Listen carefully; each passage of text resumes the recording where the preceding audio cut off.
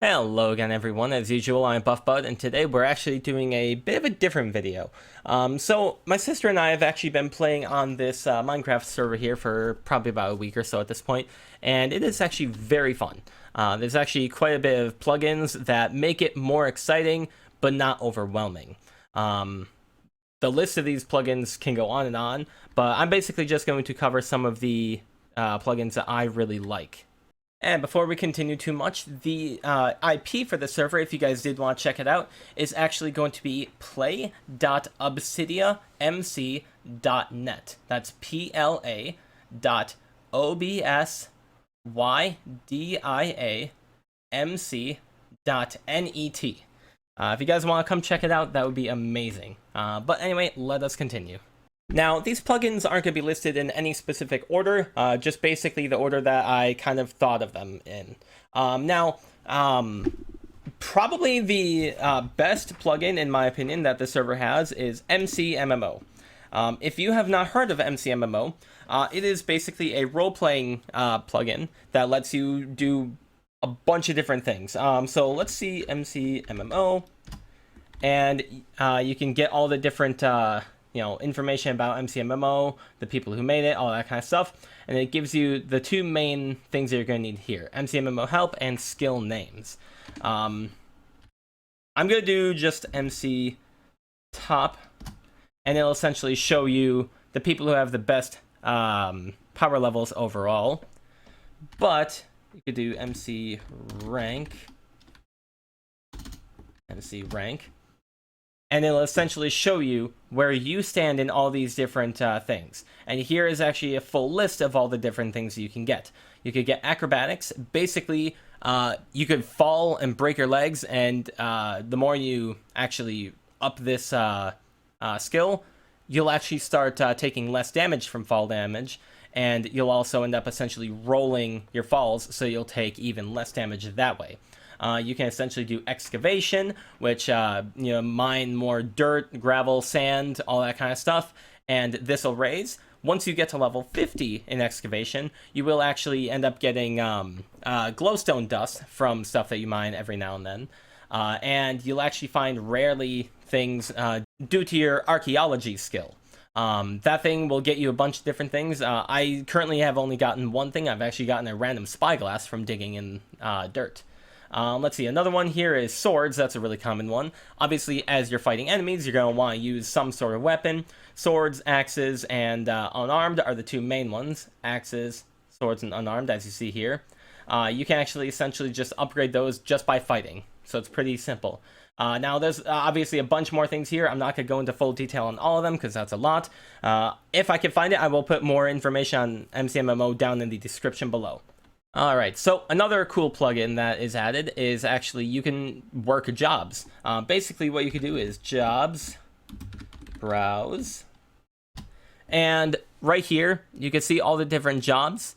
You can actually click into them, so let's do cooker for example, and you can see what you get paid for and how much XP you get. So example, you can make cookies, you can make pumpkin pies, you can cook a bunch of stuff in a furnace, and you can get XP and money for that. The money, as you see at the side here, can actually be used for buying stuff from other players, or you could do, if I could spell it right, you can do ranks. You can actually buy your own ranks. This is all in-game money. You do not have to pay for any of this. There are some things that you can pay for on their website, but it does not give you any kind of extreme advantage. The main one being flight, essentially. But you can essentially buy higher ranks here that give you a bunch of different things. Like, for example, the one that I am currently working on is Merchant. You can actually set up chest shops, you can trade, all that kind of stuff. Let's see, the King. You essentially can get different player vaults. Right here, if you die, you will actually keep items on death. You can actually have 5 jobs, and you can have 5 quests, which we have not actually talked about yet. Basically, for the quests, you can essentially do /quests, and it'll pull up a list of all the different quest categories. And then here's basically the general info and how much you've progressed so far. There are a lot of different quests. Like a lot. Each one of these different categories, let's go to farming, for example. These are all different quests right here, here, here, here, here, here, and here. All of these read out ones here, those are all quests that you have to complete a prerequisite for. So there are a lot of quests in this server as well, so you can do all different kinds of things. So another thing about the server is that it has fishing contests every hour, and as you can see, there is actually a fishing contest going on right now. Now, there's actually some really cool things that have changed with the fishing during the fishing contests. When it's not a fishing contest, fishing works perfectly normal. You could go and make a fishing farm if you really wanted to. But for fishing contests, it is a little bit different. Not entirely so. Obviously, you just, fish like normal, and you just gotta wait. Obviously, it's gonna take a hot minute here. And you can see the bubbles coming. There we go. And I got a cod that actually says it was caught by me and measures a specific distance. So, we could keep doing this. And after maybe like 10 or so fish, it will actually say that this area is not able to be fished in anymore, essentially. Now, this one was a sandfish. So as you can see, they are actually custom-made fish, basically, for the contest specifically. So if we can catch another one here, there we go. And sometimes you could just catch normal fishing rods. So let us do a little bit more fishing.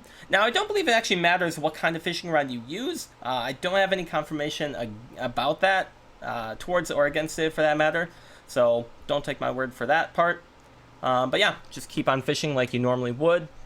And sometimes you'll actually end up getting just simply other items that are just simply renamed. So that's actually really cool sometimes. And as you see there, you sense there might not be many fish left in this area. Try fishing at least 3 blocks away. So that basically is to prevent you from actually using a real fishing farm during the contests. So you actually have to just walk away just a couple blocks and just keep on fishing. And yeah, you just keep on going until the contest ends.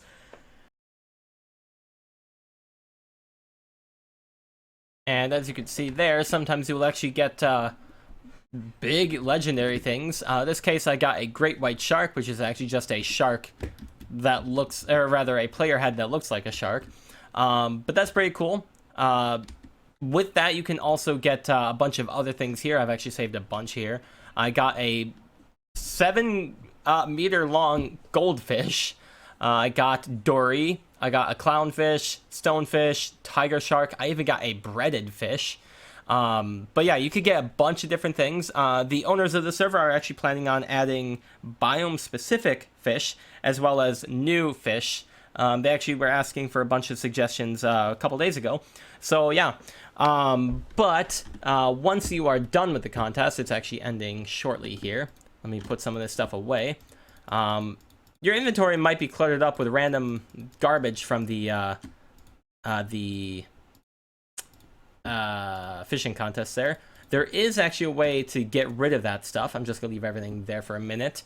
Actually, you know what? While we're waiting for the fishing contest to end, what you can do is you could grab everything that you don't want to keep, which I don't want to keep any of this stuff here, really. What you can do is actually ask the owner here what the command is. It's /EMF shop. Normally you can, type it up, but since it's already in chat, you can click it. And it'll bring you to sell fish. So you can essentially just give it any and all fish here that you don't care about. And when you're done, you can actually sell it. In this case, it's getting me $24.80. So there we go. I just got a bunch of extra fish there. And as you see here, let's see, the fishing event. There's a total of 1 player in the leaderboard. I came in first, so I got $500 and a jade crate. With this crate key, or rather a jade crate key, I should say, what you could do is you could go to warp crate, and it'll bring you to the crate area here, where you have vote crates, so you can actually vote on various websites to get keys for here. The sapphire crate is actually if you get second place in the fishing contest. Seasonal crate, obviously it's coming soon. Opal crate, I'll be honest, I haven't actually gotten any of these yet, so I'm not sure what that is. And the jade crate. If you win the fishing contest, this is what you get, and you get some really cool things. My sister actually got a reusable safari net that actually we will talk about later. Actually, this right here is another thing. Every 10 minutes or so, there'll be some in-game trivia. If you answer that trivia correctly, sometimes it'll be a math thing, sometimes it'll be unscrambling some words, sometimes it'll be unscrambling letters. But if you win that, you have to basically be the first one to solve the thing in chat. If you win that, you will actually get, I think it's like 500 in-game money. I could be wrong about that, but you do get some amount of money for winning, so it's actually kind of fun. Now, with that one done, there's actually another thing similar to the vote crates. You could do this every day. Another thing that you can do is /daily, and you will actually have a list of different things that you can get here. For example, in a couple hours, I'll be able to get a totem of undying for being on the server for 6 consecutive days. Now, if you stay for, let's say, 22 days, you'll get $250 in game. You'll get a regular tag at day 27. 25 cow spawner, so on and so on. You do have to stay in consecutively, so if you do miss a day, unfortunately it will reset. But it is still pretty cool. Now, another thing I would like to talk about is the community. Currently, it's a relatively small community. I'm hoping to change that at least a little bit with this video here. But the community is relatively small, but they are extremely friendly. But it's a pretty cool place. You could be around with people that, are really enjoyable to be around. If you need something, they'd be willing to get it. My and my sister's first day on the server, we both died multiple times, and the owners actually teleported us back to where we died. That way we can actually get our stuff back. So I'm not guaranteeing anything for that, but they were really cool and really friendly the first day we were on. Now, that actually kind of brings me to another thing here. When my sister and I died on our first days, we thought we would lose everything. But we actually found out that there are graves on here. So if you do end up dying, you will actually leave behind like a little head or whatever that is colored like a gravestone on the ground. Basically, just walk up to it, and you'll essentially shift right-click on it, and it'll give you all your stuff back perfectly. So that's actually a really cool thing as well. Now, there is actually a cool plugin here for all those artistic people out there. It is actually called ArtMap. What you do is you just do /ArtMap, and it'll essentially bring you up to all this stuff here. It shows you how to get started. It shows you the different recipes you're going to need, the dyes, the tools, and then the artworks that people have already made. Now, the recipes are right here. You do need an easel, a canvas, and let's see. I'm honestly not sure what this one is. As you guys will see in a little bit here, you actually don't need a paintbrush, but to do it, you need an easel, which is, there we go. It is actually an armor stand, an item frame, and a couple other things in this recipe here. And then we have to unfortunately do that again. To get the canvas, you do one empty map and some emerald and leather, and then you'll get a canvas, which you guys will see how to use in a little bit here. And if you guys did want to make the paintbrush here, that's how you do it. But at any rate, let me show you guys how to actually use this stuff then. So, the owner has actually given me access to their little area here. How you make these is you use the easel recipe from before, and then you actually take a canvas, just like the crafting recipe before. And basically what you do is you put the canvas on the easel like this, and currently you just have a blank map, basically. What you could do from here is just simply right-click on here, and you have now created your art map station, basically. Now you can't move, you're basically sitting down on something here, and you could draw in here however you want. Now, in order to draw in here, by the way, you just simply shift to get off this. To draw on there, you could basically just go into here, get any of these kinds of items here. Let me actually slow down a little bit so you guys can see what they are. Then you can use these items to actually paint on the canvases. Let me just get, let's say, yellow dye. Why not? With this, you basically just draw whatever you want, and you can make it look however you want. Now, there are extra tools that you can use, such as a sponge, bucket, feather, coal, and a compass. The problem is I actually don't know how to use that personally. I will look up the information for that and leave that in the description below. But yeah, that's actually how the art maps work. And another one of these plugins is actually an armor stand editor. Basically, what you can do is you can actually just take any old armor stand, put it down, and then you'll take a flint. Normally, you would right-click on the armor stand, but this one is actually already selected. What you do after right-clicking it is right-click in the air, and it'll give you a list of a bunch of different things here. You can rotate it on its X, Y, and Z axes there. You can also select it to make either large or small adjustments.